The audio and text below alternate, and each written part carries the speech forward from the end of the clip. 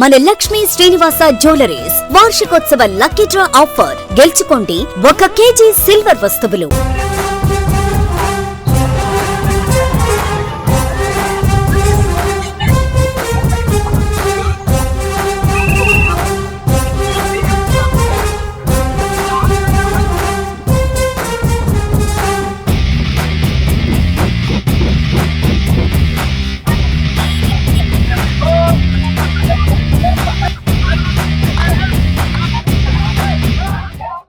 సత్తుపల్లికి వస్తున్నా అంటే చాలా సంబరంగా అనిపించింది. అసలు సత్తుపల్లి పవర్ ఏందో చూద్దాం అనుకున్నా. మొత్తం కూడా లింగాలనే చూపించినందుకు మీ అందరికీ కూడా పేరు పేరున హృదయపూర్వకంగా నా నమస్కారాలు తెలియజేస్తా ఉన్నా. ఇంతమంది గొప్ప నాయకులతోని బీఆర్ఎస్ పార్టీ ముందుకు పోతుంది. మరి ఈ సందర్భంలో లింగాల గ్రామానికి రావడం జరిగింది. ఎందుకంటే తమ్ముడు పట్టాభి ఇప్పుడు కాదు, ఒక 15 సంవత్సరాల నుంచి నాకు దగ్గరగా తెలిసినటువంటి మా తమ్ముడు బీఆర్ఎస్ పార్టీకి సేవలు అందించడమే కాకుండా ఆయన లండన్లో ఉన్నప్పుడు అక్కడ మా తెలంగాణ జాగృతి కార్యకర్తగా కూడా పనిచేసినటువంటి అనుబంధం మాకున్నది. కాబట్టి వారి దగ్గరికి మరి మా అక్క మా తెలంగాణ పవర్ అంతా మా లింగాలలో ఉంటుందంటే చూద్దామని వచ్చిన. అద్భుతంగా నిజంగా గ్రామం శివారు దగ్గర నుంచి కూడా స్వాగతంతో మా ఆడబిడ్డలు మా గిరిజన బిడ్డలందరూ కూడా బిందెలెత్తుకొని మా ఆడపిల్లలందరూ కూడా కోలాటం చేసుకొని మరి మా యువ మిత్రులందరూ కూడా జోష్తోని అక్కడి నుండి ఇక్కడి వరకు స్వాగతంతో తీసుకొచ్చినందుకు మీ అందరికీ హృదయపూర్వకంగా నేను ధన్యవాదాలు తెలియజేస్తా ఉన్నా. అపురూపమైనటువంటి స్వాగతం, అద్భుతమైన స్వాగతం. ఇవాళ వచ్చేటప్పుడు మేము కారులో మాట్లాడుకుంటూ వస్తున్నాం, అన్న సత్తుపల్లి ప్రత్యేకత ఏంది అని. సత్తుపల్లి ప్రత్యేకత ఏంటంటే మొత్తం ఖమ్మం జిల్లాకే కాకుండా ఉమ్మడి ఆంధ్రప్రదేశ్ ఉన్నప్పుడైనా తెలంగాణ ఉన్నప్పుడైనా నాయకులను ఉత్పత్తి చేసినటువంటి పవర్ హౌస్ సత్తుపల్లి. ఒకరు కాదు, ఇద్దరు కాదు, అనేక మంది నాయకులు, జలగం వెంగళరావు గారు, జలగం కొండలరావు గారు, జలగం ప్రసాద్ గారు, తుమ్మల నాగేశ్వరరావు గారు, పొంగులేటి శ్రీనివాసరెడ్డి గారు, పొంగులేటి సుధాకర్ రెడ్డి గారు, ఒక్కరు కాదు, ఇద్దరు కాదు, మళ్ళీ మా సన్రా అన్న ఒక్కరు కూడా లేకుండా అందరూ సత్తుపల్లె. మరి అట్లాంటి సత్తుపల్లికి ఇవాళ ఇక్కడికి వచ్చినామంటే రాజకీయ చైతన్యం ఉన్న గడ్డ. మరి అటువంటి గడ్డకు రావడం నిజంగా నా అదృష్టంగా నేను భావిస్తా ఉన్నా. మరి కొత్త యువ నాయకత్వం వస్తుంది ఇక్కడ నుంచి, ఆయన కూడా అట్లానే మంచిగా ఎదగాలని కూడా మనస్ఫూర్తిగా నేను కోరుకుంటా ఉన్నాను. మరి ఇవాళ మీ అందరికీ తెలుసు రాష్ట్రంలో ఉన్నటువంటి పరిస్థితులు.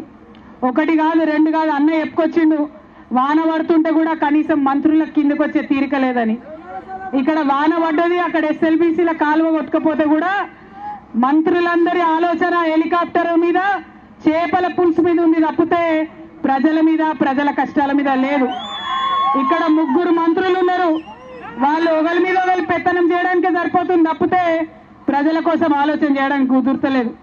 ఇక మరి అందరి ముఠాకి ఒక నాయకుడు ఉన్నాడు, రేవంత్ రెడ్డి గారు ఉన్నాడా నాయకుడు. మరి ఆయన ఏం చేస్తున్నాడు, ఇలా ఎక్కడున్నాడు? మనం సత్తుపల్లిలో మీటింగ్ పెట్టుకుంటే ఆయన జపాన్లో ఉన్నాడు. ముఖ్యమంత్రి గారు జపాన్లో ఉంటే వాళ్ళ నాయకులు సోనియా గాంధీ మీద, రాహుల్ గాంధీ మీద కేసు పెట్టిరు. కేడితే పాపం మొత్తం దేశంలో ఉన్న కాంగ్రెస్ వాళ్ళంతా ధర్నా చేస్తారు. కానీ మన ముఖ్యమంత్రి మాత్రం జపాన్లో మరి ఇంటర్నెట్ పనిచేస్తలేదట, ఒక ట్వీట్ లేదు, ఒక ముచ్చట లేదు, ఒక మాట లేదు, వాళ్ళ గురించి పట్టించుకుంటలేడు. వాళ్ళ పార్టీల అగ్రనాయకత్వం మీద పట్టు లేదు, సత్తుపల్లి నియోజకవర్గ ప్రజల మీద పట్టు లేదు. ఎంత దారుణం అంటే కేసీఆర్ గారు ఉన్నప్పుడు వడగళ్ళ వాన పడితే కేసీఆర్ గా మా అందరినీ ఉరుకులు పరుగులు పెట్టించి పొలాలలోకి దౌడు తీయించి ఎకరానికి 10,000 ఇచ్చిన విషయం మీరందరూ కూడా గుర్తు చేసుకోవాలి. ఇవాళ పంట నష్టం జరిగింది, మొత్తం ప్రభుత్వం పడకేసింది తప్పితే కనీసం వచ్చి రైతుల గురించి ఆలోచిస్తున్న విషయం లేదు. మరి మీరందరూ ఒప్పుకుంటే ఈ సత్తుపల్లి నుండి డిమాండ్ చేద్దాం. పంట నష్టం ఇక్కడ మనకు మామిడి తోటల్లో జరిగింది సత్తుపల్లిలో, అట్లనే మిగతా తెలంగాణ వ్యాప్తంగా అనేక పంటలు నష్టం జరిగినాయి. మీ అందరూ ఒప్పుకుంటే ఈ ప్రభుత్వాన్ని నేను డిమాండ్ చేస్తున్నా, ఎకరానికి 20,000 రూపాయలు పంట నష్టం తీసుకొచ్చి రైతులకు ఇవ్వాలని చెప్పి నేను డిమాండ్ చేస్తా ఉన్నా. పనికొచ్చే పనులు చేయండి ప్రజలకు, అంతేగాని పిచ్చి మాటలు మాట్లాడుకుంటా పిచ్చి ముచ్చట్లు పెట్టుకుంటా తిరుగుతున్నారు. మీకు తెలుసు ఏం చెప్తాడు ముఖ్యమంత్రి గారు? మార్చి 31వ తారీఖు టకీ టకీ టకీ టకీ అని రైతు బంధు పడ్డదట. పడ్డదా? సగం మందికి పడలేదు. రైతు భరోసా, రైతు బీమా ఏది లేదు. రైతు రుణమాఫీ చేస్తామన్నారు, 60% మందికి రుణమాఫీ కానే లేదు. ఇక్కడ మా మహిళలు చాలా మంది ఉన్నారు. 2,000-2,500 ఎవరికైనా వచ్చిందా? వచ్చిందా అన్న? అకౌంట్లో వేసుకున్నావా? వచ్చిందా? రాలేని చెప్పారా మరి? వచ్చిందా? సత్తుపల్లిలో 2,000-2,500 ఎవరికన్నా తులం బంగారం వచ్చిందా? ఎవరికన్నా స్కూటీలు వచ్చినాయా? ఇక్కడ చదువుకున్న యువమిత్రులు ఉన్నారు. డిగ్రీ పాస్ అయితే 25,000, పీజీ పాస్ అయితే 50,000 వచ్చిందా? ఎవరికన్నా స్కాలర్షిప్ రాలే కదా? సంవత్సరానికి 2 లక్షల ఉద్యోగాలు వచ్చినాయా? మరి ఒక్క మాట కూడా కనీసం నికార్సుగా మాట్లాడే పరిస్థితి లేదు. అన్ని అబద్ధాలే, మాట్లాడితే అబద్ధాలే. అదే కేసీఆర్ గారు ఉంటే ఖమ్మం మీద ప్రేమతోని మరి అద్భుతంగా వచ్చిన వెంటనే ప్రాజెక్టులు కట్టుకున్నాం. సీతారామ ప్రాజెక్టు కట్టుకొని 3.5 లక్షల ఎకరాలకు నీళ్లు ఇచ్చుకున్నాం ఖమ్మంలో.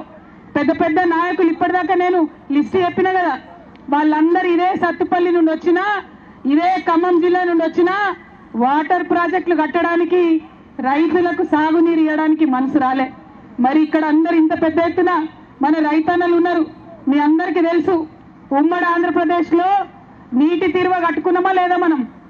అదే తెలంగాణ రాగానే కేసీఆర్ గారు నా రైతులు నీటి తీరువ కూడా కట్టొద్దని రద్దు చేసిన విషయాన్ని మీకు గుర్తు చేస్తా ఉన్నా.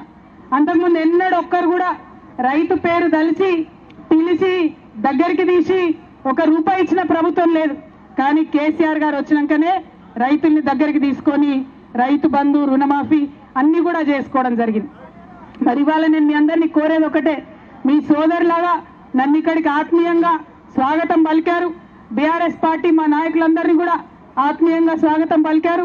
మరి ఇవాళ మా తమ్ముడు పట్టాభి గురించి చెప్పాలంటే ఆయన ఒక్కడే కాదు, వాళ్ళ కుటుంబంలో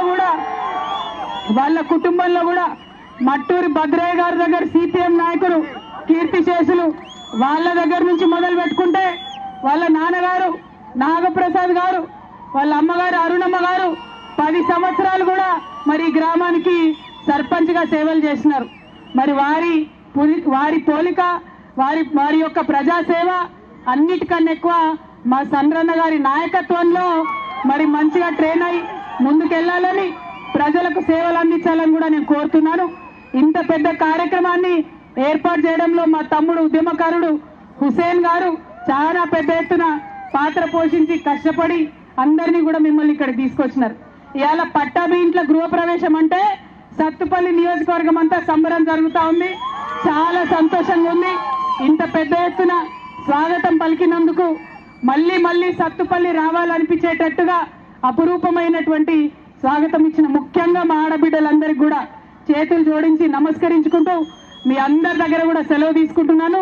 థ్యాంక్ యూ. జై తెలంగాణ, జై కేసీఆర్. ఇగో నేను అసలే మంచిదని కాదు, నేను జై తెలంగాణ అన్నప్పుడు చేతులు ఎత్తలేదు అనుకోండి, మంచిగా ఉండదు. మరి ఒకసారి పిడికిలు ఎత్తుతారు అందరూ. జై తెలంగాణ, జై తెలంగాణ, జై తెలంగాణ.